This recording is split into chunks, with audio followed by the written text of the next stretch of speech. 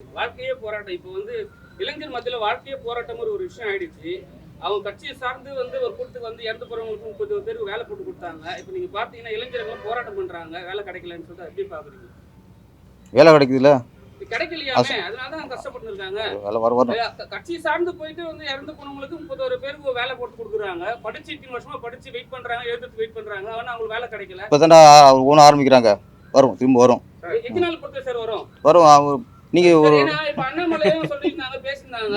இப்ப வந்து அண்ணாமலையை சப்போர்ட் பண்ற மாதிரி தான் பேசியிருக்காரு, விஜய் சாருக்கு சப்போர்ட் பண்ற மாதிரி தான் பேசியிருக்காரு. ஆனா அவர் ஒரு கட்சி ஆரம்பிச்சிருக்காரு. ஏன் இல்ல அது விஜய் கட்சியோட போய் சேர்ந்துருக்கலாமே? நான் சரி, ஒரு அரசியல் கட்சியை எதிர்த்து பேசுறதா, எதிராக செயல்படுறது தான் ஒரு அரசியல் நினைக்கிற தப்பு. ஃபர்ஸ்ட் நல்லது செஞ்சா அதை பாராட்டுங்கிறது ஆரோக்கியமான மாற்றம். முதல்ல ஒரு அரசியல் கட்சி ஆரம்பிச்சு இன்னொரு அரசியல்வாதியை பாராட்டுங்கிறது அதை நீங்க வரவேற்கணும். இல்லை, சேர்றதில்லை. அவர் என்ன சொன்னார், இதுவரைக்கும் அவர் நல்லது பண்ணியிருக்காரு, பாராட்ட விஷயத்தை பாராட்டணும், எதிர்க்க வேண்டிய விஷயத்தை எதிர்க்கணும். அவர் இப்போ வந்து பாராட்டு விஷயம் பண்ணியிருக்காரு, பாராட்டாரு. எதிர்க்க மாதிரி இதை பண்ணாருன்னா எதிர்ப்பார். தமிழ் திரையுலகம் சார்பாக சிஎம் வந்து பாராட்டு நடத்தக்கூடிய பேச்சா இருக்கு. இயக்குனர் சங்கத்தில் அது பங்கு இருக்கா, ஏதாவது பேச்சுவார்த்தை? இல்லை, இயக்குனர் தான் நம்ம முதல் பங்கு இருக்கும். என்ன முதல்ல எங்கள் கோரிக்கை, முதல்ல நாங்கள் தான் அந்த கோரிக்கை வச்சது. அப்புறம் ப்ரொடியூசர். ஏன்னா இயக்குனர் இல்லாமல் எந்த நடிகர்னு பெருசாக உருவாயிட முடியாது. தயாரிப்பில் முதலீடு பண்ணலாம், ஆனால் இயக்குனருடைய கற்பனையும் அவங்களுடைய திறமையும் தான். எம்ஜிஆராக இருக்கட்டும், ரஜினி சாராக இருக்கட்டும், எல்லாருமே அவங்களுக்கும் ஒரு ரஜினி சாருக்கு ஒரு பாலச்சந்தர் கிடைச்சாரு. இது மாதிரி எம்ஜிஆருக்கு ஆரம்ப இடத்துல இயக்குனர் இருக்காங்க. இயக்குனர்கள் தான் ஒரு படத்தை வெற்றிக்கு காரணம். அப்படிங்கும்போது இயக்குனர் சங்கம் சார்பாக முதல்ல நாங்கள் பாடம் நடத்தணும்னு நினைக்கிறோம். புதுசு கவுன்சிலையும் தீவிரமாக இருக்காங்க. நாங்கள் தான் ஆர்வமாக இருக்கோம். அவன் அங்கேயும் ஆர்வமாக இருக்கும்போது தெரில. என்ன இது, அது கொஞ்சம் ஒரு ரொம்ப தயக்கமாக இருக்குது. ஆனால் சிலர் வந்து பாராட்ட அவங்கள மகிழ்ச்சி ரசிப்பாங்க, விரும்புவாங்க. இவர் அப்படி இருக்கும்போது தெரில. நாங்கள் வற்புறுத்தி தான் வைக்கிற மாதிரி தெரியுது. நடந்தால் நல்லது. சிஎம் சாரை வந்து டெக்னீஷியன்லாம் போய் பார்க்க போகும்போது கூட்டமாக போய் பார்க்குறீங்க. ஆனால் வந்து அவரோட துறையை சார்ந்த நடிகர்கள்லாம் போய் தனித்தனியாக போய் சந்திக்கிறாங்க. அது எப்படி பார்த்துக்கிறது, எப்படி நாங்கள் ஏற்றுக்கிறது? டெக்னீஷியன் வந்து ஒற்றுமையாக இருக்கும், நடிகர்கள் தனித்தனியாக போகிறாங்க, அவ்வளோதானே. சங்கில் தனித்தனியாக போகிறாங்க, நாங்களும் ஒற்றுமையாக போகிறோம், அவ்வளோதான். சார் வந்து கட்சி கொடியை வந்து ஆரம்பிச்சிட்டாரு. எப்போ கட்சி ஆரம்பிச்சு ஏன்பா இது ஏதாவது சொல்லி நான் இதெல்லாம் அவரு முடிவு பண்ணும்பா. இல்லை இல்லை, எப்போதுமே வந்துப்பா சில விஷயங்கள் தான் நம்ம சொல்லலாம், சில விஷயங்கள் அவங்க தானே முடிவு பண்ணோம். அதை நம்ம இது பண்ண இல்லை இல்லை, அது அவர் தான் முடிவு பண்ணோம். அவர் கூப்பிட்டு நம்மக்கிட்ட சொன்னார்னா அதுக்கான வேலையை பார்ப்பேன். இதெல்லாம் ஏன்னா நம்ம எல்லாத்தையும் சொன்னால் வருத்தம் வந்துடும்பா. ஏன்னா அவங்க கூட நம்ம இருக்கிறோன்னும் போது ஒரு லெவலுக்கு மேலே நம்ம பேசக்கூடாது. ஏன்னா இல்லை, ஒரு நீண்ட பயணம், பெரிய ஆள்கள்கிட்ட நீண்ட பயணம் பண்ணுறதுடைய நெருக்கடியே என்னன்னா, எதுக்கு அவங்க கோச்சிக்குவாங்க, எதுக்கு நம்மளை அப்ரிஷியேட் பண்ணுவாங்கன்னு நம்மளுக்கு தெரியாது. அது ரொம்ப, அதாவது இது ஒரு கத்தி மேலே நடக்கிற கதை. ரெண்டு பக்கமும் கூறுள்ள கத்தி கூட பழகிட்டு இருக்கிற கதை. அது வந்து உங்களுக்கும் தெரியும், இருந்தாலும் நீங்கள் போட்டு பார்ப்பீங்க, அதான் விஷயம். ஏன்னா அவங்கவுங்களுக்கும் ஒரு மனசுக்குள்ளே ஒன்று இருக்கும். அது சரியான நேரத்தில், அது இன்னும் சொல்லப்போனால் அவங்களுக்கு சரியான ஆலோசகர் நிறைய பேர் இருப்பாங்க. அதெல்லாம் முடிவு பண்ணி அவங்க பண்ணுவாங்க. ஏன்னா இது பெரிய விஷயம் இல்லையா?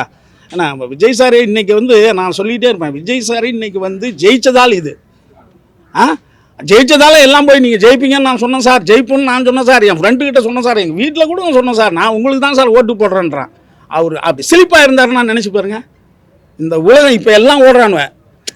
ஏன்னா எம்ஜிஆரும் சொல்கிறேன், எம்ஜிஆர் ஜெயிச்சதால் அதை ஜெயிக்கலன்னு வச்சுங்க, அம்பியார் ராதாவுக்கு தாத்தாவை நடிக்க வச்சுருப்பானுவேன். எம்ஜிஆர் அவங்க வாயா என்னையா நீ சொதப்புற, நல்லா நடிகான்னு இருப்பானுங்க இல்லையா? இங்கே எல்லாமே வெற்றி வந்துட்டதால நம்ம பேசிட்டு போகிறோம். அந்த வெற்றியை தக்க வைத்துக் கொள்வதற்கு அவர்கள் எடுக்கிற ரிஸ்க்கு என்ன ரிஸ்க்கு? இன்றைக்கி அத்தனை பேரும் விஜய் 100 கேள்வி கேட்குறாங்க. அவர் அந்த ரிஸ்க்கு தான் அந்த விஷயம். அந்த ரிஸ்க்கை எவன் பாராட்டுறான்? ஏன்னா அந்த இடத்துக்கு போனோம் எவனுமே அந்த கேள்வி கேட்க மாட்டான். கீழே இருக்கிறவன் தான் கேள்வி கேட்டுக்கிட்டே இருக்கான். அந்த இடத்துல இருக்கிறவன் அப்படி துணிஞ்ச முடிவெடுத்தவன் எவனாவது ஒரு கேள்வி கேட்டிருக்கானா? இங்கெல்லாம் சாதாரண மக்கள், சாதாரண பெரிய மனிதர்கள் பார்த்து கேள்வி கேட்குற அளவுக்கு நம்மளுடைய ஜனநாயகம் இருக்கிறதால இந்த அநியாயம் நடக்குது. ஏன்னா ஒரு எந்த பொறுப்பும் இல்லாமல் இங்கே வந்து கேள்விகளை தூக்கி அடிக்கிறாங்க. ஒரு பெரிய மனுஷன் அந்த இடத்த காப்பாற்றிக்கிறது எவ்வளோ பெரிய கஷ்டமாக இருக்குது. ஒரு குடும்பம் நடத்துறது, ஒரு ஆஃபீஸ் நடத்துறது கஷ்டமாக இருக்குங்க. ஒரு அரசியல் கட்சி நடத்துறது சாதாரண விஷயமா? நன்றி, வணக்கம். விஜயோட ஆரம்ப கால படங்கள்ல நீங்க தான் மாஸ்டர். அவருடைய வெற்றில உங்களுடைய பங்கு இருக்குது. ஆமாம் சார். இன்னொரு விஷயம் சொல்லிடுறேன். நான் வந்து அந்த கட்சியில் நான் உறுப்பினராகவும் இருக்கேன், அதையும் சொல்லிக்கிறேன். பட் வந்து என்னென்னா, விஜய் சார் வந்து ஸ்டார்டிங்லேருந்து வந்து பார்த்தீங்கன்னா, நான் வந்து தேவாலேருந்து அசிஸ்டண்டாக இருந்து அப்புறம் அவர் தான் என்ன மாஸ்டர் ஆகினார், பிரியமுடன் மாஸ்டர் ஆகினார். அப்புறம் நிறைய படம் பண்ணியிருக்கேன். அவர் என்ன சொன்னீங்க, என்ன கேட்டீங்க? விஜய் கூட மாஸ்டர் ஒர்க் பண்ணிக்க ஆரம்பிச்சாங்க. ஆமாம் ஒரு முதலமைச்சராக இருக்கு, நீங்க மெம்பராக இருக்கீங்க. அவங்கள்ட்ட என்ன எதிர்பார்க்குறீங்க சினிமாவுக்கு? சார், அவர்கிட்ட நல்ல ஆட்சி எதிர்பார்க்குறேன் சார். அவர் நல்ல ஆட்சி கொடுப்பாரு, அதில் ரொம்ப கான்ஃபிடென்ஸாக இருக்கும். என்னென்னா ஒரு சின்ன சின்ன விஷயத்துலேயும் வந்து ஸ்டார்டிங்கிலேருந்து அந்த எலெக்ஷன் இதுலேருந்தே பார்த்தீங்கன்னா எல்லாமே கரெக்டாக போயிட்டு இருக்குது. நல்ல ஆட்சியை எதிர்பார்க்கலாம், கண்டிப்பாக எதிர்பார்க்கலாம் அவர்கிட்ட வேறு எந்த குறையுமே இருக்காது. ஏன்னா அவர்கிட்ட வந்து நான் ஒரு இன்டர்வியூவில் கூட சொல்லியிருந்தேன். அவர் கூட நீங்கள் உட்காந்து சாப்பிட்டு பார்த்தீங்கன்னா தெரியும், அவர் சாப்பிட்றதே இவ்வளோ தான் சாப்பிடுவார். நம்மளுக்கே வெக்கமாக இருக்கும் அவர் கூட சாப்பிட்றதுக்கு. ஏன்னா நானும் மயில்சாமிலாம் நல்லா சாப்பிடுவோம், அவர் கூட உட்காந்து இவ்வளோ தான். அதனால் அவர்கிட்ட வந்து வேறு எதுவுமே நெகட்டிவாக யோசிக்க வேண்டியதே இல்லை. நல்லபடியாக அவர் வந்து ஆட்சியை பண்ணுவார், சூப்பராக பண்ணுவார்.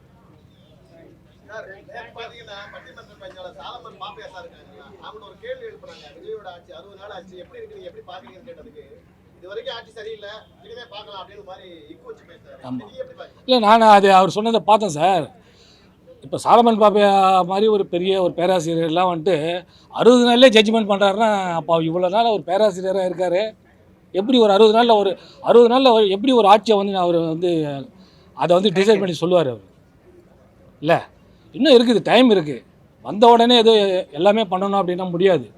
மக்களும் நம்ம நிறைய சப்போர்ட் பண்ணணும். அவருக்கு நிறைய நல்ல விஷயம் பண்ணிட்டு தான் இருக்காரு. ஒரு நாள் கரெக்டான விஷயம் தான் போயிட்டு இருக்குது. குறை சொல்கிறவங்க சொல்லிட்டு தான் இருப்பாங்க. இல்லை சார், இதுதான் போட்டு வாங்கிட்டு சார். நீங்கள் எப்படி வேணாலும் நினச்சிங்க, எனக்கு என்ன பொறுத்தவரை இல்லையோ நான் அவர் மேலே ஒரு நல்ல மரியாதை வச்சுருந்தேன். அதாவது அவரோட பட்டிமன்றத்தில் நான் நிறைய பார்த்துருக்கேன். ஆனால் வந்து அவர் இப்போ இவ்வளோ சீக்கிரத்தில் அவர் கால்குலேஷன் பண்ணுறாருல, அந்த கால்குலேஷன் தப்புன்றாங்க. அதாவது விவேக் சார் மயில்சாமி அப்படி, மயில்சாமிலாம் நான் கூட இருக்கேன், அவர்கிட்ட காசு இருக்காது சார். திடீர்னு போண்டாமணிக்கு உடம்பு சரியில்லை, இந்த குண்டு சொல்லி ஒரு அடிபட்டுருந்தா கையில் காசு இல்லை, உடனே செயின் அடமான சேட்டுக்களை நான் தான் கொண்டு வைப்பேன், வச்சுட்டு போவார். அவர்கிட்ட காசு இல்லைனாலும் யார்ட்டையும் ஃபோனை போட்டு Sathyaraj sir, Vivek sir, Ponvannan sir, இது மாதிரி ஃபோனை போட்டு கிளி அங்கே பணம் வாங்கிட்டு நான் போய் வாங்கிட்டு கொடுத்து நிறைய பேர் ஹெல்ப் பண்ணிருக்கேன். டெக்னீஷியன் நிறைய பேர் மயில்சாமி அது மாதிரி யாரும் கூப்பிட்டோடனே வாங்க சாப்பிட கூப்பிடுவார் எல்லாத்தையும். அவர் சொல்லுவார், காசு பணம் இல்லை நிரந்தரமா இருக்கிறதே சந்தோஷமாக இருக்கணும். அதே விவேக் சார் வந்து நிறையா ஹெல்ப் பண்ணார். சமுதாய பற்று உள்ளவர், சமுதாயத்தில் எல்லாம் படிக்கணும், எல்லாம் வேலைக்கு போகணும், அன்பாக இருக்கணும், அப்படி அவரும் நிறையா ஹெல்ப் பண்ணியிருக்காரு. ஏன்னா 2 பேரும் எனக்கு 2 கண்கள். எனக்கு கையில் காசே இருக்காது சார், இவங்கள்ட்ட வந்துட்டனா போதும். நல்ல சாப்பாடு. எனக்கு விவேக் சார் வந்து ஆஃபீஸில் ஃப்ரீயாக ரூமே கொடுத்துருந்தாரு. அது யாருமே கொடுக்க மாட்டார். இல்லை இது ஆஃபீஸ் மாரி எப்போல்லாம் போகும்போது அதுமாரி சான்ஸ் அவரே சொல்லிவிடுவார். அதே மயில்சாமின்னு சரி, ஃபங்க்ஷனு எல்லாம் போகிறேன். 2 பேருமே எனக்கு ஃபுல் சப்போர்ட். ஆனால் எனக்கு மட்டும் இல்லை, நிறைய பேருக்கு இருந்தாங்க. அது பெரிய இழப்பு தான். ஏன்னா 2 Vadivel sir, Vivek sir 2 comedy track. இந்த பக்கம் ஒரு 10 பேர், இந்த பக்கம் 10 பேர், நல்லா காமெடியாக ஓடி இருந்துச்சு. இப்போ கொஞ்சம் எல்லாம் போராடிட்டு இருக்கோம். வாழ்க்கையை போராட்டம் தானே. நீங்கள் பார்க்குற சினிமா இல்லை, நீங்கள் பார்க்குற நடிகர் கிடையாது. நீங்கள் உங்கள் கண்ணு முன்னாலே வாழ்ந்தவங்க 1000 கோடி, கெட்டவங்க 1000 கோடி இருப்போம். இருந்தாலும் வாழ்க்கையை சூஸ் பண்ணி இருக்கிற வரைக்கும் நல்லா சந்தோஷமாக இருப்போம் சார். நம்ம யாரையும் கெடுக்காமல், யாருக்கும் கெல்ல பண்ணுவோம், வாழ்கிறதே பெரிய போராட்டமாக இருக்கும் சார். என்ன சார்? அனைவருக்கும் வணக்கம். சிவா சார் வாங்க. இன்று வாங்க கிட்டே வாங்க. ஏவி ராமச்சந்திரன் ஏவி ராமச்சந்திரன் நடிகராக இருந்தவர் இன்னைக்கு இயக்குனராக அடுத்த கட்டத்துக்கு வந்திருக்காரு. ஆமாம், நிறைய இயக்குனர் நடிச்சுக்கிட்டு இருக்காங்க, சுப்பிரமணிய சிவா மாதிரி ஆட்கள்லாம். ஆமாம், ஆனால் நடிகர்களும் இயக்குனர் ஆக்கியிருக்காங்க. அப்படி தலைகளாக இண்டஸ்ட்ரி மாறிக்கிட்டு இருக்கு. நல்ல உழைப்பாளி. பாட்டெலாம் பார்த்துருக்கேன். ரொம்ப இன்வால்வ்மெண்ட், நல்ல உழைப்பாளி. இப்போ அவர் இந்த படத்தோட லைன் சொன்னார், அப்போ தெரிஞ்சது உள்ளே கொஞ்சம் விஷயம் இருந்திருக்கு. அவருக்கு ஒரு இயக்குனர் வந்து உள்ளே இருந்துகிட்டே இருக்காரு. நல்ல ஸ்டோரி நாலேஜ் இருக்குது, ஜெயிக்கணுங்கிற ஒரு வெறி இருக்குது. அந்த ஜெயிக்கணுங்கிற வெறி இருந்தாலே போதும், நம்ம வெற்றி அடைஞ்சிடலாம். இந்த படத்தோட கதை ஆக்சுவலி வாழ்க்கையே போராட்டம். டைட்டில் வாழ்க்கையே போராட்டம் இருந்தால் கூட இது தனிப்பட்ட ஒரு மனிதனோட வாழ்க்கையை பற்றி இல்லை, ஒட்டுமொத்த மக்களோட வாழ்க்கையை பிரதிபலிக்கிறது. ஏன்னா இது அரசியல் கதை. அரசியல் படங்கிறது நம்ம வந்து ஒரு அரசியல்வாதிகள் சட்டத்தை பற்றி அந்த மாதிரி நினச்சக்கூடாது. அரசியல் படம்னாலே அது மக்களுக்கான படம். முதல்ல அது அரசியல்வாதிக்கான குறை சொல்கிறது, ஆளுங்கட்சி குறை சொல்கிறது, எதிர்கட்சி, அதெல்லாம் இல்லை. ஒரு அரசு படம் வரும்போது மக்களோட நிலையை மக்களுக்கு விழிப்புணர்வு உண்டாக்குற மாதிரி கதைகள் வர்றதான் அரசியல் படம். அந்த மாதிரி படங்கள் நிறைய வரணும். முதல்ல இடைப்பட்ட காலகட்டத்தில் அரசு படம் எடுக்கிறதுக்கு தயாரிப்பாளரும் சரி இயக்குனர் சரி பயந்தாங்க.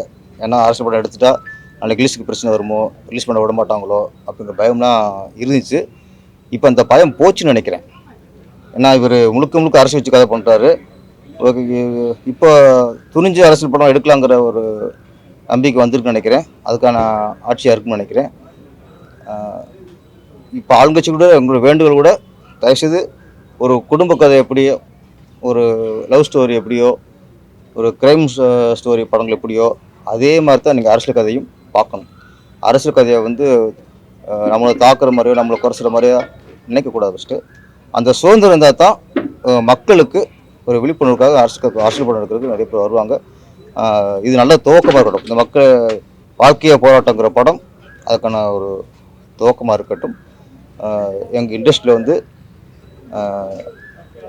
ஒரு அரசியலை பற்றி படம் எடுக்கணும்னா எந்த ஐயமும் இல்லாமல், எந்த பயமும் இல்லாமல் குடிசைகளுக்கும் ஒரு முதலீடு பண்ணுறது இருக்கு. ஏன்னா ஒரு காலத்தில் எம்ஜிஆர் முதலமைச்சர் ஆக்கும்போது நிறைய அரசியல் படங்கள், ஒரு பக்கம் மணிவண்ணன் சார் பாலைவன ரோஜாக்கள் எடுப்பார், ஒரு பக்கம் ராமநாதன் சார் அவர் அரசியல் படம் எடுப்பார், அப்புறம் ஒரு விசி கோணாதன் சார், எஸ்ஏசி சார், இவங்களாம் நிறைய அரசியல் படம் எடுத்தாங்க.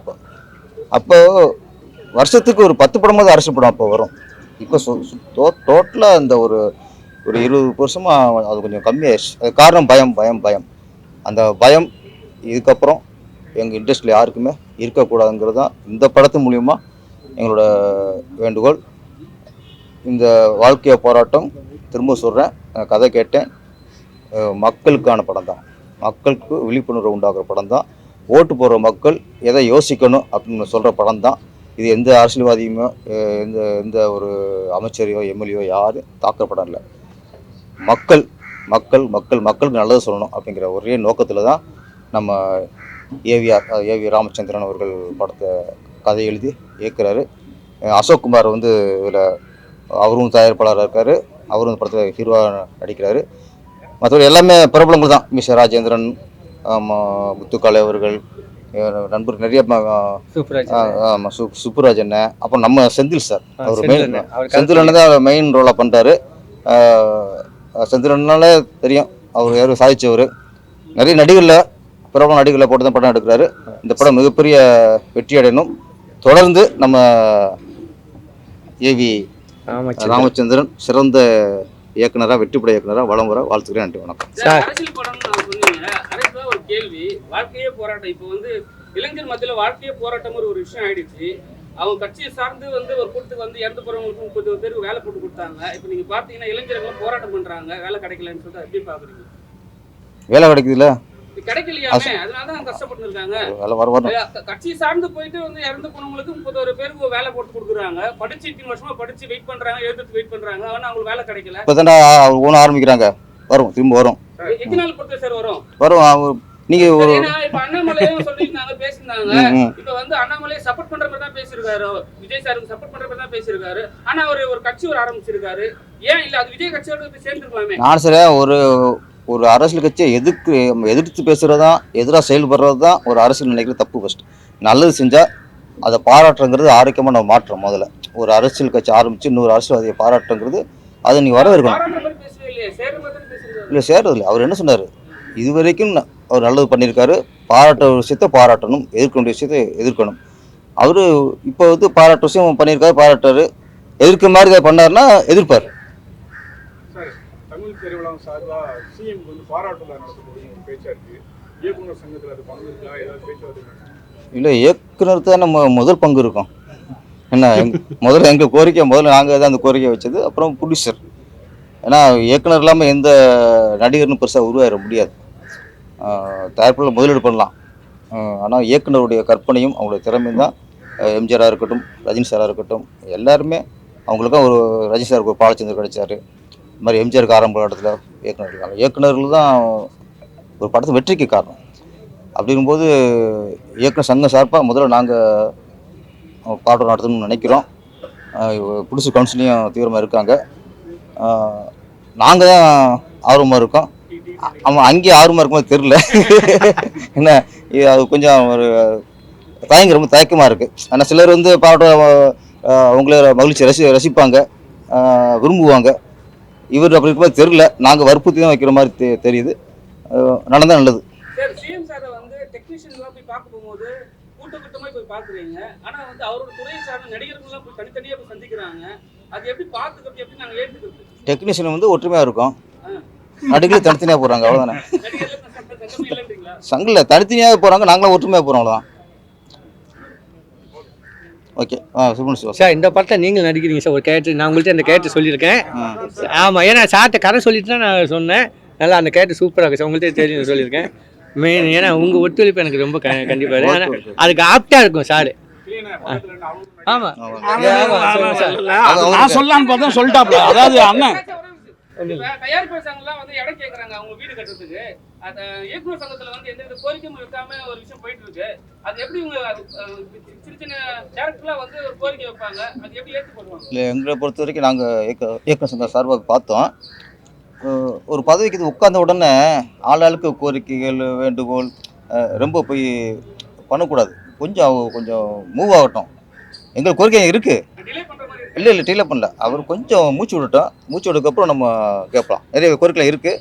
அது போல் வந்து எங்கள் மெம்பருக்கான கோரிக்கை தான். அது விரைவில் நாங்கள் கேட்போம். சரி. வணக்கம். ஏவி ராமச்சந்திரன் கிட்டத்தட்ட என்ன சிகாமணி பாது சித்த சிகாமணியா ஏதோ ஒரு படம். என்ன சிகாமணி இது? ஐந்தாம் தலைமுறை சித்த சிகாமணி படத்தின் மூலமாக நமக்கு அறிவுமானார். ஆனால் எல்லா கலைஞர்களுக்கும் வந்து வாழ்க்கை வந்து உடனே வர்றதில்லை. சில கலைஞர்கள் வந்து அவங்களுக்கான வாழ்க்கையை, நேரத்தை அவங்களே முடிவு பண்ணி அதை கொண்டு வருவாங்க. அப்படி ஒரு கலைஞனாக தான் ராமச்சந்திரன் நான் நினைக்கிறேன். ஏன்னா தனக்கு ஒன்று கிடைக்கலன்னா தானே அதை வந்து தேடி பிடிச்சிடுறது. அந்த இடத்தில் இருக்கிற ஒரு கலைஞனாக தான் பார்க்குறேன். அதுக்கு ஒத்துழைப்பு தருகின்ற ஒரு ப்ரொடியூசரு, அது கூட நிற்கிற இவருடைய நண்பர்களான அனைத்து கலைஞர்களுக்கும் என்னுடைய வாழ்த்துக்கள். ஏன்னா அண்ணன் விவேக் இருக்கிறம்போது இவங்களுடைய வாழ்க்கை வந்து, அதாவது ஒரு கலைஞன் வந்து தான் சுற்றி இருக்கிற கலைஞர்களை எந்த சூழ்நிலையிலையும் விடாமல் ஒரு பாதுகாப்பாக இருந்த கலைஞன் வந்து விவேக்கு. அவருடைய மறைவு வந்து இவங்களுக்கெல்லாம் மிகப்பெரிய ஒரு விஷயமா இருந்தது. ஆனால் இவர் வந்து திரும்பி அந்த இடத்த கையில் எடுத்து, ஏன்னா இவரும் நிறையா உதவி பண்ணுவார். அதாவது விஜயகாந்த் சார் கூடயோ நம்ம மயில்சாமி அண்ணன் கூடயோ இருந்து பல உதவிகள். இன்னும் சொல்லப்போனால் நம்ம ராமச்சந்திரன் பற்றி சொன்னால் கடன் வாங்கிலாம் உதவி பண்ணுவாருன்னு சொல்லி இவருடைய நண்பர்கள் சொல்லுவாங்க. ஏன்னா ஒரு வசதியாக இருப்பவர்கள் வந்து உதவி செய்கிறதுன்றது சாதாரணம். ஒரு ஏழ்மையில் கூட தான் இல்லாதவனுக்கு வந்து உதவி பண்ணுறதுன்றது ஒரு பெரிய நிலை. அது அப்படி ஒரு ராமச்சந்திரன் இப்படி ஒரு படத்தை பேர் அப்படி ஆமாம் ஆமாம் கொடுக்கும் மனசுள்ள பேர் அது. அடுத்தது இப்படி ஒரு அரசியல் படம், அதாவது நம்ம எதிர்பார்க்கவே இல்லை. இவர் வந்து ஒரு ஒரு நகைச்சுவை கலைஞனை தான் நம்ம பார்க்குறோம். ஆனால் அவருக்குள்ள இவ்வளோ சமூக சிந்தனையோட ஒரு அரசியல் நையாண்டியோட ஒரு படத்தை நான் எதிர்பார்க்கல. இந்த கதையை அவர் சொல்லும்போது யோகி பாபு படம் வந்தது. அது என்னென்ன ஒரு படம் பேர் இப்போ சமயத்தில் அந்த எலெக்ஷன் மண்டேல அந்த ஒரு தாக்கத்தோட ஒரு கிராமத்துக்குள்ள எல்லா மனிதர்களையும் வந்து உள்ளே கொண்டு வந்து அதுக்கு ஒரு சொல்யூஷன் பண்ணி ரொம்ப மனித நேயத்தோட மக்கள் யாரெல்லாம் மனித நேயம் இல்லாமல் இருக்கிறாங்கன்னு கதை போய் ஒரு இடத்துல வந்து கண்கலங்கர் மாதிரி மனித நேயத்தோட படத்தை முடிக்கிறாப்புல. ரொம்ப முக்கியமான ஒரு அரசியல் நையாண்டி படமாக இது இருக்கும். குறிப்பாக இன்னும் சொல்லப்போனால் இந்த படத்தின் மூலமாக அண்ணன் சொன்ன மாதிரி இந்த சின்ன படம்னு சொல்கிறோம்ல, அதெல்லாம் இந்த படத்தினுடைய வெற்றியின் மூலமாக பெரிய படமாக மாறும். இந்த கலைஞர்கள் அனைத்து பேருக்கும் என்னுடைய வாழ்த்துக்கள். அண்ணன் பேரரசு அவர் முக்கியமான கேரக்டர், அவர் சொல்லாமல் இருந்தாரா நான் சொல்லணும்னு பார்த்தேன். இயக்குனர் ராமச்சந்திரனே சொல்லிட்டாப்புல. நன்றிங்க சார்.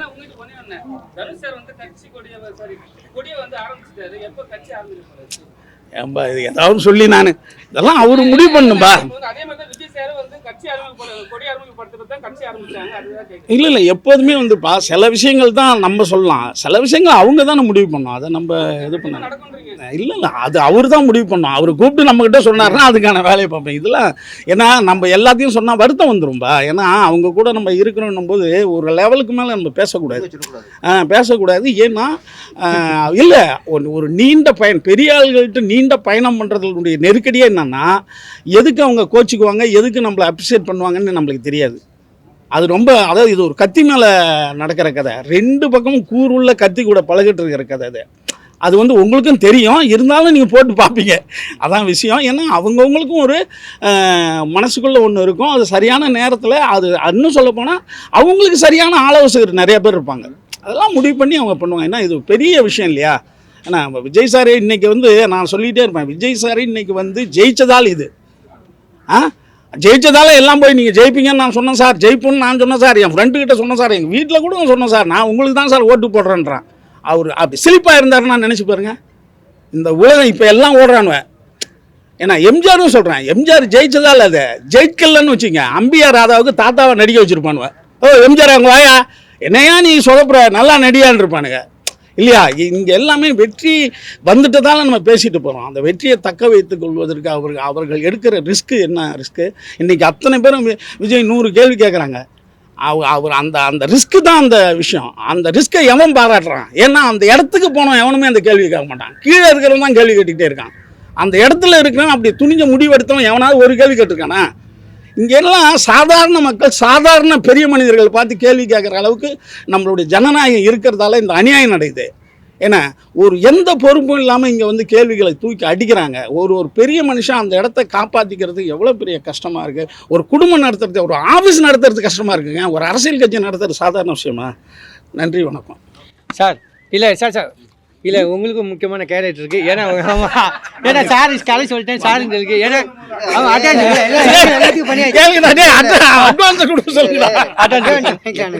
பார்த்துட்டு கரெக்டாக பேசுனா கேட்டு கொடுப்போம், இல்லை இல்லை சார் இந்த கதை உங்களுக்கு சொல்லிட்டேன், இன்னும் நிறைய பேசியிருக்கேன். இப்போ நான் ஹீரோ தயாரிப்பாளர் நீங்கள் பேசுங்க.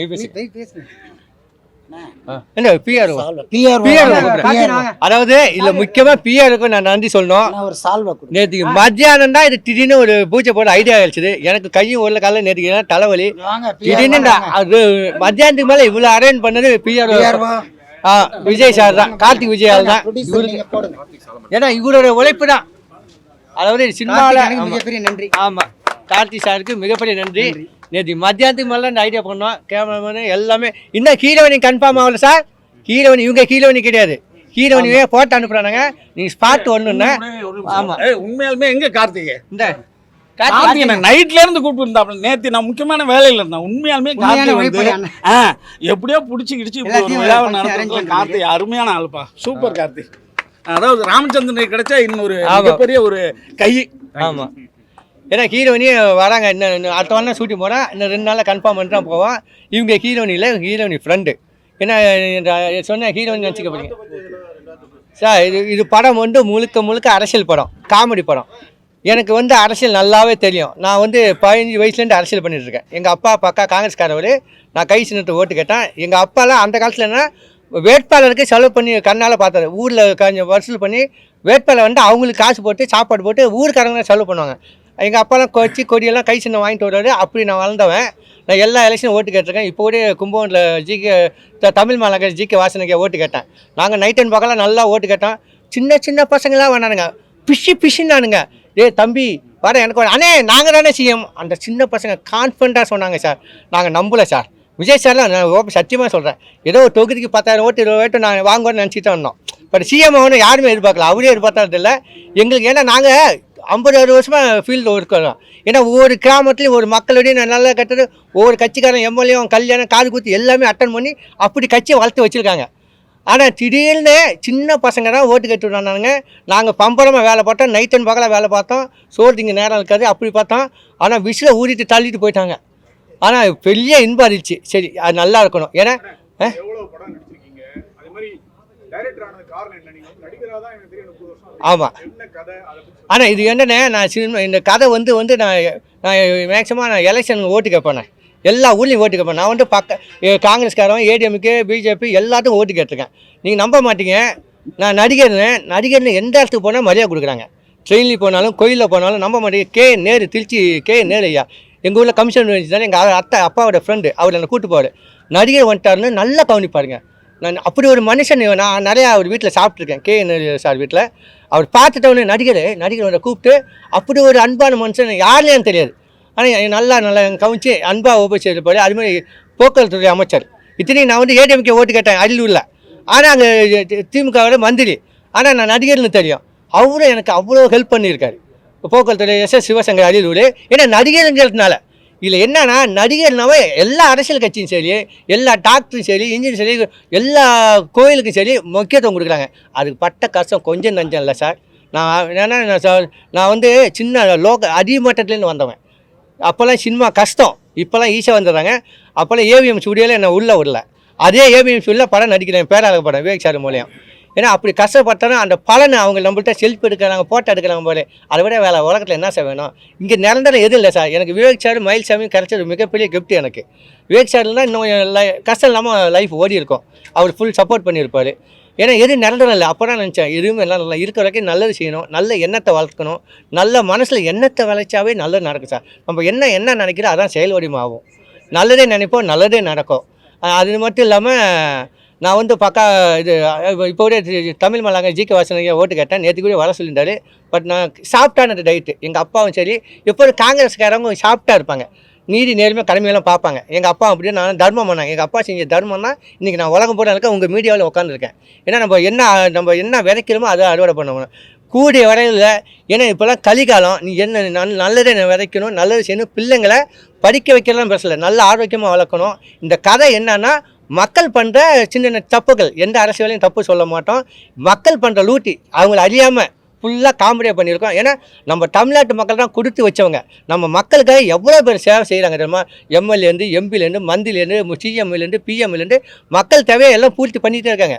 ஒவ்வொரு மந்திரி ஒவ்வொரு ஆட்சி வரும்போது அவங்க செய்கிறாங்க, மக்கள் சேவை செய்கிறாங்க. அது நம்ம குறை சொல்லவே முடியாது. மக்கள் இன்னும் எதிர்பார்க்குறாங்க பெருசாக. ஏன்னா நம்ம வேலையே பார்க்காம 100 நாள் வேலைன்னு ஒன்று வருது சார். அந்த வேலை வந்து என்ன பண்ணுறோம் தெரியுமா? ஊரில் ஒரு வேலையும் நடக்கக்கூடாது, விவசாயத்துக்கு ஆள் கிடைக்கக்கூடாது, எல்லாம் படுத்துக்குதுங்க. களை எடுக்க ஆள் கிடைக்காது, பில்லு பிடுங்க ஆள் கிடைக்காது. அப்படி இருக்குது. ஏன்னா மக்கள் சோம்பேறியாக ஆக்கிட்டாங்க. ஒரு சில திட்டங்கள்லாம் அப்படி இருக்குது. அது மக்களை செய்கிற திட்டமோ அது என்ன தெரியல. சரி, அது நம்ம அரசியல் வேண்டாம், எல்லாம் நல்லா இருக்கணும் சார். ஒன்று மட்டும் நினைஞ்சிங்க, இது வாழ்க்கையில் நிரந்தரம் இல்லை, வாழ்க்கை ஒரு போராட்டம். சந்தோஷமாக இருக்கணும் சார். மனசார யாரையும் சிரிக்க வைக்கணும். நான் என்னோடய கேரக்டர் தான். உங்களை முடிஞ்சால் நான் சிரிக்க வைக்கணும், இல்லை அமைதியாக இருக்கணும். மனசாரையும் திட்டக்கூடாது. ஏன்னா திட்டினா கூட அதே பாவம். உங்களை அன்பாக பேசணும், அன்பாக உபசரிக்கணும். அதை விட எனக்கு என்னுடைய பாயிண்ட் ஆஃப். சரி, ஆமாம். அதாவது விவேக் சார் மயில்சாமி அப்படி மயில்சாமிலாம் நான் கூட இருக்கேன். அவர்கிட்ட காசு இருக்காது சார். திடீர்னு போண்டாமணிக்கு உடம்பு சரியில்லை, இந்த குண்டு சொல்லி ஒரு அடிபட்டுருந்தா கையில் காசு இல்லை, உடனே செயின் அடமான சேட்டுக்களை நானாக கொண்டு வைப்பேன், வச்சுட்டு போவார். அவர்கிட்ட காசு இல்லைனாலும் யார்ட்டையும் ஃபோனை போட்டு Sathyaraj sir, Vivek sir, Ponvannan sir, இது மாதிரி ஃபோனை போட்டு கிளி அங்கே பணம் வாங்கிட்டு நான் போய் வாங்கிட்டு கொடுத்து நிறைய பேர் ஹெல்ப் பண்ணிருக்கேன். டெக்னீஷியன் நிறைய பேர் மயில்சாமி அது மாதிரி யாரும் கூப்பிட்டோடனே வாங்க சாப்பிட கூப்பிடுவார் எல்லாத்தையும். அவர் சொல்லுவார், காசு பணம் இல்லை நிரந்தரமா இருக்கிறதே சந்தோஷமாக இருக்கணும். அதே விவேக் சார் வந்து நிறையா ஹெல்ப் பண்ணார். சமுதாய பற்று உள்ளவர். சமுதாயத்தில் எல்லாம் படிக்கணும், எல்லாம் வேலைக்கு போகணும், அன்பாக இருக்கணும். அப்படி அவரும் நிறையா ஹெல்ப் பண்ணியிருக்காரு. ஏன்னா 2 பேரும் எனக்கு 2 கண்கள். எனக்கு கையில் காசே இருக்காது சார். இவங்கள்ட்ட வந்துட்டனா போகிறோம், நல்ல சாப்பாடு. எனக்கு விவேக் சார் வந்து ஆஃபீஸில் ஃப்ரீயாக ரூமே கொடுத்துருந்தாரு. அது யாருமே கொடுக்க மாட்டார். இல்லை இது ஆஃபீஸ் மாரி எப்போல்லாம் போகும்போது அதுமாரி சான்ஸ் அவரே சொல்லிவிடுவார். அதே மயில்சாமின்னு சரி, ஃபங்க்ஷனு எல்லாம் போகிற 2 பேருமே எனக்கு ஃபுல் சப்போர்ட். ஆனால் எனக்கு மட்டும் இல்லை, நிறைய பேருக்கு இருந்தாங்க. அது பெரிய இழப்பு தான். ஏன்னா 2 Vadivel sir, Vivek sir 2 comedy track. இந்த பக்கம் ஒரு 10 பேர், இந்த பக்கம் 10 பேர், நல்லா காமெடியாக ஓடி இருந்துச்சு. இப்போ கொஞ்சம் எல்லாம் போராடிட்டு இருக்கோம். வாழ்க்கையை போராட்டம் தானே. நீங்கள் பார்க்குற சினிமா இல்லை, நீங்கள் பார்க்குற நடிகர் கிடையாது. நீங்கள் உங்கள் கண்ணு முன்னாலே வாழ்ந்தவங்க 1000 கோடி, கெட்டவங்க 1000 கோடி இருப்போம். இருந்தாலும் வாழ்க்கையை சூஸ் பண்ணி இருக்கிற வரைக்கும் நல்லா சந்தோஷமாக இருப்போம் சார். நம்ம யாரையும் கெடுக்காமல், யாருக்கும் கெல்ல பண்ணுவோம், வாழ்றதே பெரிய போராட்டமாக இருக்கும் சார். என்ன சார்?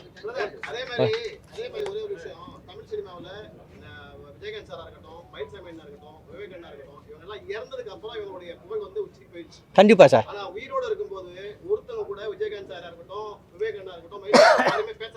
ஆமாம் சரியா வாய்ப்பு கூட கிடைக்கல. ஆமாம் ஆமாம் விவேகானந்தா கிடைச்சது. ஆமாம் எக்ஸாம்லாம் சரியா கூட கொடுக்கல. ஆமாம் ஆமாம். அப்போனா ஒரு மனுஷன் தான் செஞ்ச புகழ் வெளியே வரணும்னா சாகணுமா? ஐயோ இது கஷ்டமான கேள்வி சார்.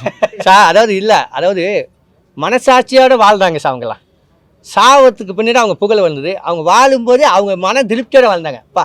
நம்ம 4 பேருக்கு உதவி செய்யறப்பா, 4 பேர் தர்மம் பண்ணுறப்பா, கோயிலுக்கு போகிறப்பா, சாமி கும்பிட்றப்பா. அவங்க வந்து சாமி ஆகிட்டாங்க. நீங்கள் சொல்லிக்கலாம் வாழும்போது இப்போ கோடி விட பணம் வச்சுருக்காங்க, எங்கே பயந்துட்டு வெளிநாடு ஓடுறாங்க, எங்கெங்கே ஓடுறாங்க. அதெல்லாம் எதுக்கு சார்? இது நல்லா அவங்க பணம் 3 வேளை சோறு திரும்பி போகிறீங்க, நைட்டு தூக்க போகிறீங்க, அவ்வளோதான் சார் வாழ்க்கை. ஒரு மனுஷனுக்கு ஒரு 1000 ரூபா ஒரு செலவு வரும் போகிறீங்க. கோடி வச்சு என்ன பண்ண போகிறீங்க? பாவத்தை சம்பாதிக்கிறது. பணம் சம்பாதிக்க பிரச்சனை சார், மற்றவங்களோட பாவத்தையும் சேர்த்து சம்பாதிக்கிறாங்க. உண்மையாக உழைப்பு வந்து மனசு ஆரோக்கியமாக இருக்கணும், மற்றவங்க ஏமாற்றாமல் மக்கள் காசை தொடரக்கூடாது சார். இன்னொன்று சார், மக்கள் காசை தொடர்ந்து தின்னவங்க வாழ்ந்த வரலாறு இல்லை. கஜினி முகம்போது இந்தியாவில் படம் எடுத்தாங்க சார். ஆப்கானிஸ்தான் ஒரு நாட்டை கண்டுபிடிச்சாங்க. இன்றைக்கி ஆப்கானிஸ்தான் நாடு எப்படி இருக்குது? ஏன்னா இங்கே அடித்த கொள்ளை நம்ம சிவன் சொத்து, எல்லாம் சிவன் சொத்து, கொலை நேசம்பாங்க. இலங்கையில் நீங்கள் பார்த்துருங்க, நம்ம தமிழெல்லாம் கொன்னாங்க. கடைசியில் அந்த நாட்டில் என்னாச்சு? அதே மக்கள் அந்த தலைவனை அடித்து வெட்டினாங்க. அது கருமா பாவம். இலங்கையில் குண்டு போட்டாங்க, உக்ரைன் ஈரான் அவங்க குண்டு போட்டாங்க, கொத்து குண்டு. இப்போ உக்ரைனில் என்ன ஆச்சு? நீ செஞ்ச கருமா கண்ணு முன்னாடி காமிக்கு சார். அதனால் பாவத்தை பண்ணக்கூடாது. அதனால நான் கடவுள் நின்று அடிப்பான். இப்போல்லாம் உடனே கடவுள் தண்டனை கொடுத்துட்டான் சார். நீங்கள் கவலையப்படாதீங்க. நம்ம நல்லா நினைப்போம். கடவுள் அவன் பார்த்து கூலி கொடுத்து தான் இருக்கா. புரியுது. சொல்லுங்க சார். ஒரு நிமிஷம் இருங்க. நான் ஒன்றும் அதிகமாக பேச போகிறது இல்லை. நீங்கள் தமிழ் சினிமாவில் ரொம்ப நாள் இருக்கீங்க. ஆமாம். நிறைய படங்கள் பண்ணியிருக்கீங்க. உங்களுக்கான அங்கீகாரம் கூட சரியாக கிடைக்கல. ஆமாம் இப்போ வந்து சமீபத்தில் உங்களுக்கு வரவே இல்லை. ஆமாம். உங்களை மாதிரி இன்னைக்கும் பல கலைஞர், பல்லாயிரம் கலைஞர் இருக்காங்க. இருக்காங்க. சுத்திட்டு இருக்காங்க. ஆமாம் இருக்காங்க. அந்த மாதிரி உள்ளவங்களுக்கு நீங்க படம் எடுக்கிற நீங்க வாய்ப்பு கொடுப்பீங்களா? கண்டிப்பாக கொடுப்பேன் சார். பெரிய பெரிய ஆளுங்க இல்லை நான் சின்ன ஆள் கஷ்டப்படுறவங்களாம் முன்னாடி கொடுப்பேன். ஏன்னா நான் கஷ்டப்பட்டேன். எனக்கு அந்த டீ கிடைக்க, சாப்பாடு கிடைக்காம சுற்றி இருக்கேன். அந்த வலி எனக்கு தெரியும். ஒவ்வொரு நாள் அந்த வலி தெரியும். வலியோடு இருக்கிறவங்களுக்கு பசியோடு இருக்கிறவங்க சோறு போடும். பசி ஃபுல்லாக சோறு சாப்பிட்டோன்னே சோறு வேண்டாம் சார். பசியோடு இருக்கிறவங்க சோறு போட்டால் அது நம்ம புண்ணியம். அது கண்டிப்பாக எல்லா கலைஞருக்கும், அடிமட்டத்தில் கஷ்டப்படுறவங்க கலைஞருக்கும் வாய்ப்பு கொடுப்போம். அவங்கள ஃபேமஸ் ஆகும். இது வந்து ஒன்றே டாபிக் சார். சினிமாவில் ஜெயிக்கிறவங்க 10 பேர், தோற்றவங்க 90 பேர். ஆனால் இந்த ஜெயிச்சவங்க மட்டும் பார்த்துட்டு ஊரை விட்டு கிளம்பி வராங்க. இங்கே உள்ள கஷ்டம் தெரியாது அவங்களுக்கு. இப்போ நான் ஊரில் போனால், ட்ரெயினில் போனால், பஸ்ஸில் போனால் எங்கள் பையனை அவங்க சேர்த்துருவாங்க சார். சும்மா தான் சுற்றிட்டு இருக்காம்பாங்க. ஏன்னா சும்மா சுற்றி நான் ஹோட்டலில் வச்சுருக்கேன், சர்வேல வேலை பார்க்குறதுக்கு. சினிமா கஷ்டம் ஐயா, அவன் நல்லா கஷ்டப்படுறான். தம்பி சினிமாவில் கேரண்டி சொல்ல முடியாது. உன் லைஃப் 1 வருஷம், 2 வருஷம், 5 வருஷம், 10 வருஷம் ஒன்றும் இல்லாமல் போவோம். எந்த வேலைக்கு வேணாலும் ட்ரை பண்ணுவேன். ஆனால் சினிமா வேலைக்கு ட்ரை பண்ணி கேரண்டி சொல்ல முடியாது சார். இது வந்து கடல், அதில் நீச்சி அதை அடிக்கணும், அது நீந்து இருக்கணும். இதில் வந்து நான் தண்ணி சிகரெட் பார்க்க அடிக்க மாட்டேன் சார். சினிமாவில் அது ஒரு கொள்கையாக வச்சுருக்கேன். நான் என் குடும்பத்தை, எங்கள் ஃபேமிலியை ரொம்ப பார்ப்பேன். நான் சம்பாதிக்கிறது அப்படியே குடும்பத்தை சேர்ப்பேன். ரொம்ப ஜெனியூனாக இருப்பேன். ஏன்னா விவேக் சார், மயில் சாமி எல்லாம் நீங்கள் சினிமா உங்களுக்கே தெரியும். 6 மணிக்கு மேலே போனால் ஆட்டோ ஓடாது. ஆனால் அதிலே நான் தப்பிச்சு எஸ்கேப் ஆகிடுவேன். ஃபாரின் போவேன்னா எங்கே போனேன், மலேசியா சரி, துபாய் சரி, எல்லாம் வேறு லெவலில் இருப்பாங்க. நான் சாமின்னு சைடிஸ்ன்ட்டு படுத்துப்பேன். ஏன்னா என் உடம்பை பார்க்கணும், என் குடும்பத்தை பார்க்கணும். நீங்கள் நிறையா கலைஞர் தண்ணியால் அழிஞ்சிருக்காங்க. அது ஒரு லைஃபை ஜாலியாக எடுத்துக்கேன். நம்ம வாழ்கிறதுக்காக பிறந்திருக்கோம். வாழ்க்கையே போராட்டம், வாழ்ந்து தான் பார்ப்போமே. அந்த டைட்டிலுக்கு நல்லாயிருக்கும். உங்கள் ஒத்துழைப்பு கண்டிப்பாக வேணும் சார். மீடியா தான் இங்கே கலைஞரை வாழ வைக்கணும். மக்களை சந்தோஷப்பட்டு நம்ம மீடியா தான் சார். நம்ம மீடியா தான் மக்களை சந்தோஷப்படுத்துகிறோம். ஒரு எம்எல்ஏ, ஒரு எம்பியோ, ஒரு சிஎம்ஓ, டாக்டரோ, வக்கீலோ, நீதிபதியோ மக்களை சந்தோஷப்படுத்த முடியாது. பாட்டாக இருந்தாலும் சரி, இசையாக இருந்தாலும் சரி, நாடகமாக இருந்தாலும் சரி, காமெடியாக இருந்தால் நம்ம தான் மக்களை சந்தோஷப்படுத்துகிறோம். அந்த சந்தோஷ டிபார்ட்மெண்ட்டில் நம்ம இருக்கோம். அதனால் நம்ம எப்போ நம்ம குடும்பம் நல்லா இருக்கும் சார். மீடியா குடும்பம் கஷ்டம் இருந்தாலும் கடவுள் ஏதோ ஒரு ஊருக்கு நம்ம உதவி செஞ்சுருப்போம். நமக்கு கேரண்டியே இல்லாமல் வாழ்றோம் சார். அடுத்த நாளைக்கு நம்ம சாப்பாடு காசு இருக்காது, ஆனால் வாழ்ந்துட்டுருக்கோம். அடுத்த மாதத்துக்கு வாடகை வழி இருக்காது, ஆனால் வாழ்ந்துட்டுருக்கோம். ஏன்னா நம்ம செய்கிற புண்ணியமான தொழில். கலைஞர்கள் மற்றவங்களை சந்தோஷப்படுத்துறது. அதனால் நம்ம சினிமா துறையில் உள்ளவங்க எல்லாம் நல்லா ஹாப்பியாக இருப்போம். மற்றவங்களை என்ன சிரிக்க வைக்கிறேன், சந்தோஷப்படுறல நம்ம தானே. இன்றைக்கி இசைஞானி இளையராஜா அவர் இந்த மண்ணில் இருக்கிற வரைக்கும், நம்ம பூமி இருக்கிற வரைக்கும் அவர் புகழ் வளர்ந்துட்டுருக்கோம் சார். ஏன்னா இன்றைக்கி இளையராஜா சாங்கு கேட்கும்போது நைட்டில் பஸ்ஸு ஓட்டினாலும் சரி, நைட்டில் வேலை பார்க்கணும், அவனோட பாட்டு அப்படி போட்டு ரசிப்பாங்க. ஆமாம், காமெடி அறிவியல் பார்க்குறாங்க. அதனால் நம்ம எல்லோரும் சந்தோஷமாக வச்சுருப்போம், ஹாப்பியாக இருப்போம். இந்த படம் ஃபுல்லாக காமெடி படம், யார் மனசும் புண்படுத்தாது, ஜாலியாக இருக்கும் சார். படம் ஃபுல்லாக ஜாலியாக இருக்கும் சார். ஓகே.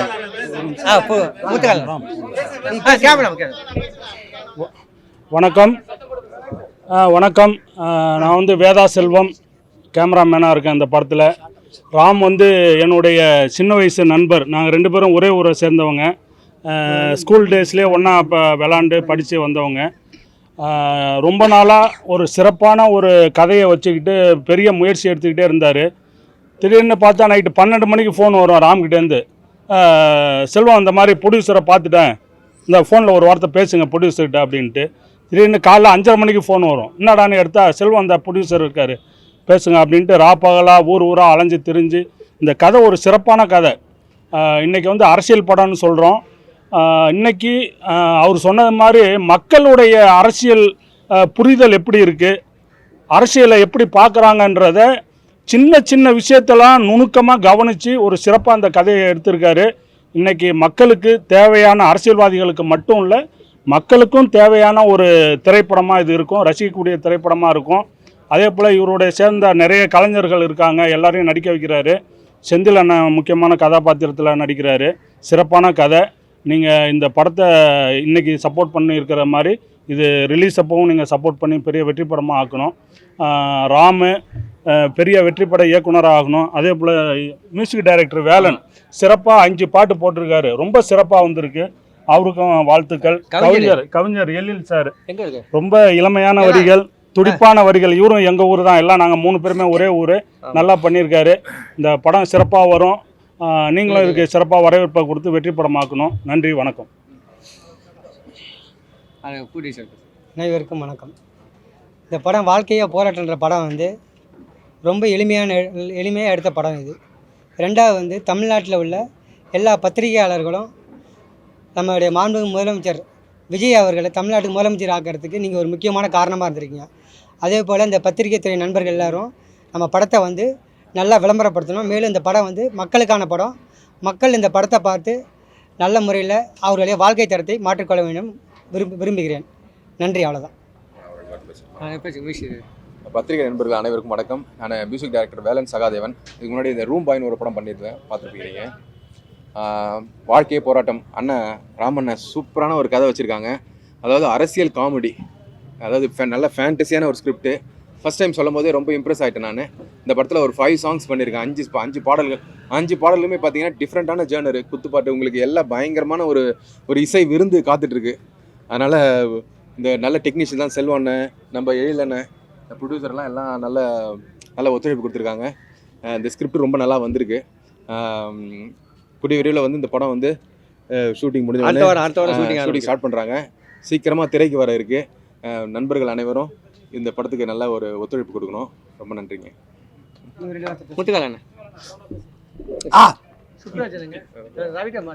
எல்லோருக்கும் வணக்கம். சார், இந்த படத்தில் நான் நடிக்கிறேன்னா? ஏங்க நீங்கள் நல்லா நடிக்கிறீங்க. நான் நல்லா நடிக்கிறேன். இந்த படத்தில் நடிக்கிறேன்னா அட்வான்ஸ் வாங்கிட்டீங்க. கேட்டுக்கிறேன், ஒரு வாரம் கேட்டுக்கிறேன்னா எல்லாத்துக்கும் வந்தத்தில் எல்லாத்துக்கும் சொல்லி நம்ம இல்லைன்னா கூடாது, அதுக்காக டவுட்டு கேட்டுக்கிறேன். ஏன்னா பதிவு பண்ணியாச்சுன்னா கண்டிப்பாக கொடுப்பாருன்னு நினைக்கிறேன். ஏன்னா எல்லா இடத்துலையுமே வந்து ஒரு கேரக்டர் சொல்லி அட்வான்ஸ் எப்போ கொடுப்பீங்க, நாளைக்கு தரேன், இன்னைக்கு தரேன், நாளைக்கு தரேன் இழுப்பாங்க. ஆனால் இவர் வந்து ஒரு ஃபோன் பண்ணி, அண்ணே 1/2 மணி நேரத்தில் அட்வான்ஸ் வாங்கலைன்னா ஆள் வச்சு அடிப்பேன் அப்படிங்கிற அளவுக்கு சொல்லி கூப்பிட்டு அட்வான்ஸ் கொடுத்தாரு. உண்மையிலேயே வந்து பாராட்டு. ஏன்னா சக கலைஞன் நாங்கள் எல்லாம் இப்போது பேரரசு சார், நம்ம சுப்பிரமணிய சிவா சார் சொன்ன மாதிரி எல்லாம் இயக்குநர்லேருந்து நடிகராகிறாங்க. நாங்கள் நடிகர்கள் இயக்குனராக மாறுறாங்க. ஸோ தன்னை தக்க வச்சுக்க ஏதாவது ஒரு ரூட்டில் நம்ம ஒரு அவதாரம் எடுக்க வேண்டிய ஒரு கட்டாயத்தில் இருக்கோம். சினிமாவில் இல்லைன்னா காணாமல் போயிடுவோம். அந்த வகையில் ஒரு இயக்குனர் அவதாரம் எடுக்கார். அவர்களுடைய மனமார்ந்த வாழ்த்துக்கள். இப்போ சமீபமாக ஒரு 2-3 படங்கள் நாங்கள் இப்போ பேரழகன் படம் சொன்னார். பேரழகன் விவேக் சார் என்கிட்ட ஒரு காமெடி பண்ணிட்டு தான் இவர்கிட்ட போய் சந்திப்பார். ஏன்னா நாங்களாம் ஒரு 25 வருஷமாக இந்த ஃபீல்டுக்குள்ளே ஏதாவது ஒரு ரூட்டில் ஜெயிப்போமா அப்படின்னு போராடிக்கிட்டு இருக்கோம். அந்த வகையில் இவருக்கு ஒரு கரெக்டான ரூட்டு கிடச்சிருக்கு. அதனால் ஒரு சிறப்பாக வெற்றி பெறணும். எப்போவுமே யூடியூப்பில் வந்து ஒரு ஹெட்டிங் போடுறதுக்கு ஒரு பிரபலமான முகம் தேவை. ஆமாம், அதனால் வந்து இந்த விழாவுக்கு நாயகர்களாக வந்த பேரரசு சாருக்கும், இயக்குனர் பேரரசு சாருக்கும், சுப்பிரமணிய சிவா சாருக்கும் தான் நன்றி சொல்லணும். ஏன்னா வந்து ஒரு யூடியூப்புக்குள்ளே மக்கள் உள்ளே போகணுன்னா ஹெட்டிங்கில் யார் தலை இருக்குது அப்படின்னு தான் பார்த்து தான் உள்ளே போவாங்க. அந்த மாதிரி அதனால் என்னுடைய தலையும் எங்கேயாவது ஒரு ஓரத்தில் போட்டு விட்டுருங்க. இல்லைன்னா வந்து ரொம்ப நேரம் புட்டேஜ் ரொம்ப இருக்கிறதுனால பார்க்க உள்ள வரப்பட்டாங்க. அதனால் இந்த படத்தில் என்னையும் இணைத்து கொண்ட இந்த அனைத்து யூனிட்டுக்கும் என்னுடைய மனமார்ந்த நன்றி. ஏன்னா நம்ம மேனேஜர் கார்த்திக் சார் ஒரு படத்தோட நான் இப்போ 2 படம் நடிச்சிக்கிட்டு இருக்கேன். அதனால் எல்லாமே சக யூனிட்டாக ஒர்க் பண்ணுறோம். இந்த படம் மாபெரும் வெற்றியிடையே என்னுடைய மனமார்ந்த வாழ்த்துக்கள். நன்றி. நீங்கள் பேசுகிறீங்களா? இவர் டான்ஸ் மாஸ்டர் ரவிதோ சார். இவர் ரவிதோ டான்ஸ் மாஸ்டர் உங்களுக்கு தெரியாத ஆள் இல்லை. நான் கஷ்டப்படும் போதே ஒரு டைம் எனக்கு சென்னை இல்லை உண்மை சொல்லணும்ல, சென்னையில் நான் ஒரு வீட்டில் தங்கிட்டேன். நானும் என் ஃப்ரெண்டும் அந்த வீடு வாங்கிட்டாங்க இந்த கும்பலங்களில். வீட்டு கீழே வந்து மாடியில் மொட்டை மாடியில் தங்கினோம். திடீர்னு ஓகே கீழே ஒரு கேரட் யார் என் மாடியில் இருந்தாங்க. நானும் என் ஃப்ரெண்டு வாங்குறாங்க. யார் உங்கள் தங்க வச்சது முன்னாடி பாய் வீடு. அதெல்லாம் விட்டுட்டு ஊருக்கு போயிட்டாரு, கிளம்புங்க அப்படின்ட்டாங்க. மழை பெய்யுது நைட்டு 9 மணிக்கு, பெட்டியை தூக்கிட்டு இறங்குறோம். எங்கே தங்கல் இடம் தெரியல. ஃபோன் பண்ண ரவிராஜ் மாஸ்டர், நான் வீட்டுக்கு வந்து கமலாட்டிட்டு பின்னாடி மாஸ்டர் வீட்டில் 3 நாள் தங்கியிருந்தேன். அப்படி தங்கிட்டு சாப்பாடு போட்டு 3 நாள் அப்படிலாம் நாங்கள் வந்தேன். சாங்கெல்லாம் கூட்டு போயிடுவார் மாஸ்டர் என்ன. ஏன்னா அப்படி வாழ்ந்தவங்க, அப்படி நல்ல மாஸ்டர். ஆமாம். வணக்கம், நான் டான்ஸ் மாஸ்டர் ரவிதேவ் பேசுகிறேன். இப்போது ராமச்சந்திரன் சொன்னது எல்லாம் வந்துட்டு அதெல்லாம் ராமச்சந்திரன் வந்து எனக்கு ரொம்ப பிடிச்சது என்னென்னா, நான் மயில் எல்லாமே ஒரு ஃப்ரெண்டு. ஆமாம், மயில் சாமி எல்லாம் ஒரு செட்டு. அதெல்லாம் ஒரு செட்டு. ஆனால் என்னென்னா, எந்த இடத்துக்கு போனாலும் ஏதாவது ஹெல்ப்பிங் பண்ணுறோன்னா எதுக்கு போனாலும் முந்திக்கிட்டு ஓடிட்டே இருப்போம். அப்படி வந்து எனக்கு வந்து ராமச்சந்திரன் வந்து எனக்கு பழக்கானாப்பில். அப்புறம் ராமச்சந்திரன் வந்து என் கூட இருந்துட்டு இவர் வந்து விவேக் சாருக்கு, மயில்சாமிக்கு எல்லாம் கார் ஓட்டிட்டு கேப்பில் வந்து நான் ஊருக்கு கூப்பிட்டு போயிடுவேன். என் கார் ஓட்டிட்டு கூப்பிட்டு போவேன். ஆமாம், ஷூட்டிங் அப்படியே நினச்சிடுவேன், அவரு கூட டான்ஸ் பண்ணிடுவேன். அதனால் வந்துட்டு இப்போ டைட்டில் வந்து வாழ்க்கையே போராட்டம் அப்படின்னு வச்சிருக்காப்புல. பட் கிளி வந்து அடுத்த பாசிட்டிவான ஒரு இது இல்லை, வாழ்ந்து தான் பார்ப்பேன், அதுதான் கிளி. எப்போவுமே என்னன்னா, நிறைய பேர் வந்து புலம்பாங்க, எனக்கு அது இல்லை, எனக்கு வாய்ப்பு இல்லை, அது இல்லை. இதுவரையிலையும் வந்து அந்த மாதிரி புலம்பி நான் பார்த்ததே கிடையாது. நான் கூட சொல்லுவேன், ஏன்னா எல்லாருமே ஏதாவது கேட்டுருக்கேன், நீ ஏன் கிளி யார்கிட்ட கேட்க மாட்டேன், வேணாம் மாஸ்டர் அப்படின்னாப்புல. அது மாதிரி பாசிட்டிவான ஒரு தம்பி. இப்போ வந்து டைரக்ஷன் பண்ணுறாரு. இவர் நகைச்சுவை நடிகர் வந்து இப்போ டைரக்ஷன் பண்ணுறாரு.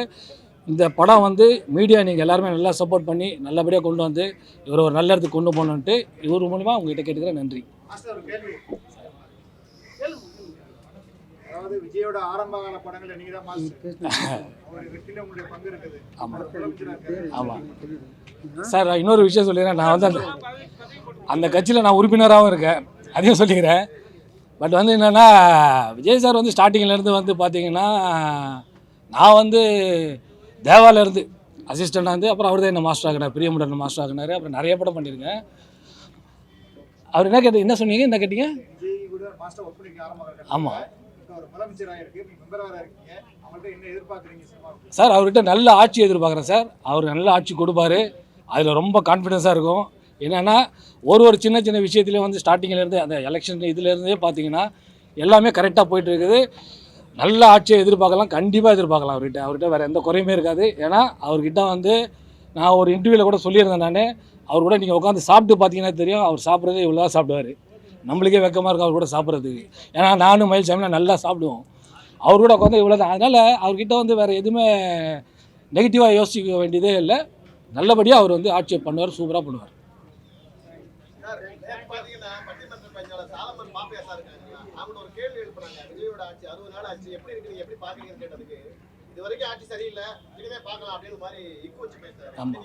இல்லை, நான் அது அவர் சொன்னதை பார்த்தேன் சார். இப்போ சாலமன் பாப்பையா மாதிரி ஒரு பெரிய ஒரு பேராசிரியர்லாம் வந்துட்டு 60 நாள்லேயே ஜட்ஜ்மெண்ட் பண்ணுறாருன்னா, அப்போ இவ்வளோ நாள் ஒரு பேராசிரியராக இருக்கார். எப்படி ஒரு 60 நாளில் எப்படி ஒரு ஆட்சியை வந்து அவர் வந்து அதை வந்து டிசைட் பண்ணி சொல்லுவார் அவர்? இல்லை, இன்னும் இருக்குது, டைம் இருக்குது. வந்த உடனே எது எல்லாமே பண்ணணும் அப்படின்னா முடியாது. மக்களும் நம்ம நிறைய சப்போர்ட் பண்ணணும். அவருக்கு நிறைய நல்ல விஷயம் பண்ணிட்டு தான் இருக்காரு. ஒரு நாள் கரெக்டான விஷயம் தான் போயிட்டு இருக்குது. குறை சொல்கிறவங்க சொல்லிட்டு தான் இருப்பாங்க. இல்லை சார், இதுதான் போட்டு வாங்கிட்டு மாஸ்டர். நீங்கள் எப்படி வேணாலும் நினச்சிங்க, எனக்கு என்ன பொறுத்தவரை இல்லையா, நான் அவர் மேலே ஒரு நல்ல மரியாதை வச்சுருந்தேன். அதாவது அவரோட பட்டிமன்றத்தில் நான் நிறைய பார்த்துருக்கேன். ஆனால் வந்து அவர் இப்போ இவ்வளோ சீக்கிரத்தில் அவர் கால்குலேஷன் பண்ணுறாருல, அந்த கால்குலேஷன் தப்புன்றாங்க சார். புது கவிஞர், ஊடகத்துறை சார்ந்த அனைத்து தோழர்களுக்கும் என் முதற்கண் வணக்கம். நண்பர் ராமச்சந்திரன் அவர்கள் என் கூட படித்தவர். நான் ஒரு கிளாஸ்மேட்டு.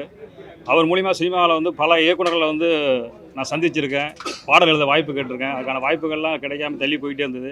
அந்த காலம் வந்து எதுக்கு அதை நகர்த்தி கொண்டு போச்சுன்னா, இவர் படத்திலே நான் 5 பாட்டு எழுத வேண்டிய ஒரு சூழலை உருவாக்கியிருக்கு. அது ஒரு பெரிய மகிழ்ச்சி. என் நண்பன் கூட கொடுத்த அந்த வாய்ப்பு வந்து நான் நல்ல முறையில் செஞ்சு கொடுத்துருக்குறேன். நான் வந்து தற்பெருமையாக சொல்லிக்கல. இந்த ஆடியோ ரிலீஸ் ஆகும்போது உங்களுக்கு வந்து எனக்கு என் மேலே உங்களுக்கு ஒரு பெரிய அபிப்பிராயம் ஏற்படும். அந்த அளவுக்கு அந்த பாடல்கள்லாம் எழுதியிருக்கேன். அதுக்கு ஒரு பெரிய சப்போர்ட்டாக நம்ம இசையமைப்பாளர் அவர்கள் பெரிய இது பண்ணி கொடுத்துருக்காரு. அருமையான டியூனு. அந்த 5 பாட்டுமே 5 அருமையான பாட்டுகளாக இருக்குது. அது ஆடியோ ரிலீஸுக்கு அப்புறம் எங்களுடைய இசையமைப்பாளருக்கும் எனக்கும் ஒரு பெருமை சேர்க்கும் என்பதை தெரிவித்துக் கொள்கிறேன். இந்த படத்துக்கு வாய்ப்பு அளித்த ப்ரொடியூசர்களுக்கும் நன்றி தெரிவித்துக் கொள்கிறேன். நன்றி, வணக்கம். ஓகே, எல்லாத்தையும் நன்றி.